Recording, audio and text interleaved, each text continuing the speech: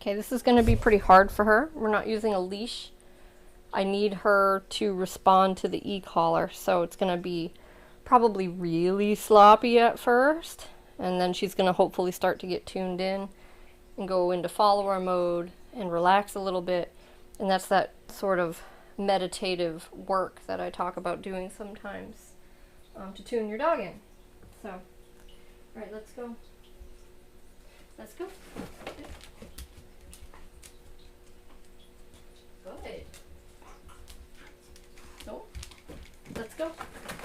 So I'm tapping if I have to say let's go. No. Or if I have to correct her for sniffing.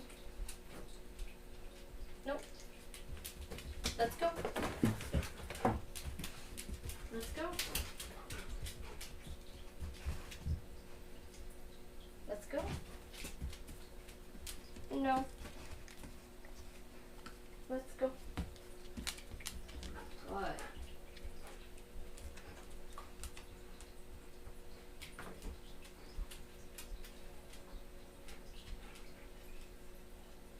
See the big yawn? It's really good. So she actually, no, let's go. Good. Nope. Let's go. Good. Okay, so it might be kind of hard for you to tell what's going on here, but I'm using a lot of stimulation. Not super high, but just something that I can tell that affects her, that is barely motivating to her, which is what we're shooting for here. So I'm obviously not using a leash. There's no leash. And the point in this is to teach Skye how to slow her mind down and think to make decisions instead of just whipping out all kinds of stuff on impulse or just running through every behavior she knows. I want her to slow down and she keeps think. Defaulting to place, which is pretty standard. That's not uncommon. But I'm trying to teach her to just calm down and wait for direction. Wait to see what we're doing. So dogs like this, they always have to know, hey, no. What's next? What's next? What's next? Let's go. Let's go. Let's go. Right? And it's like, just chill out. Don't worry about it. I'll let you know what's next. Heel. Let's go. So when you start to do this stuff with her, she's going to make the wrong decisions. Of course she is. That is the whole point. That's why we're doing it.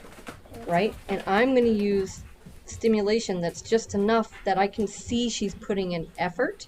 So if she gets ahead of me at all, I go right on my button. If she steps onto the placemat when I didn't ask her to, I go right on the button. We're on an 8 now. I just turned it down. So if she seems a little panicky, like she can't think straight, then I'm going to turn it down a little bit. Let's go. If she goes onto place when I didn't ask, I go on my button.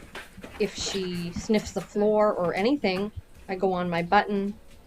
And if it looks like she is putting in effort to try to figure out what the right thing is, then I'm at the right level. But if she seems overly panicked or if she's ignoring it, then it's not the right level. So you have to be willing to turn your level up and down depending on what she's giving you.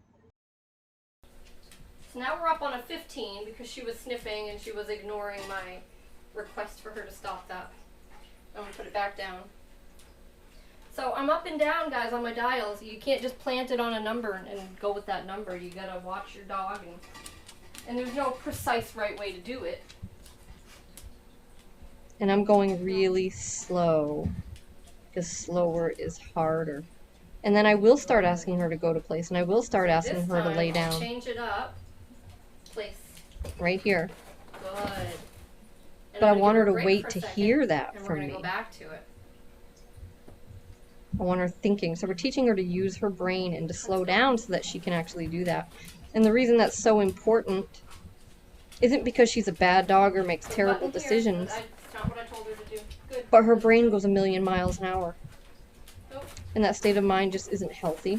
And then you get, you know, the sort of anxious behaviors that she exhibits. Sometimes the whining, pacing, circling, digging in the crate.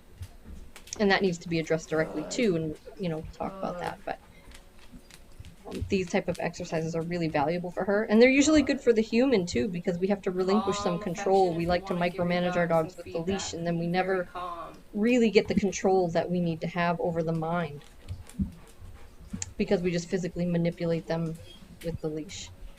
And so you're losing a lot of value if you do that. You're not really rewiring the brain or teaching them another way to exist and move through the world. So this is much better. Good. And it's meditative. Good girl. And it's a great way to bond. Let's go. And I try to use minimum words here. I'm mostly using stimulation. I'll use a little body language if I have to. Down. And I am giving commands, but Down. I'm trying not to Good. talk to her a ton. When we talk to our dogs a ton, they mostly just hear blah, blah, blah, and it makes it harder for them. Good girl. But I recommend doing this frequently until it's easy. And do it when it's the hardest. So when she first comes out of the crate. Or when she's excited to see you or she wants to go outside.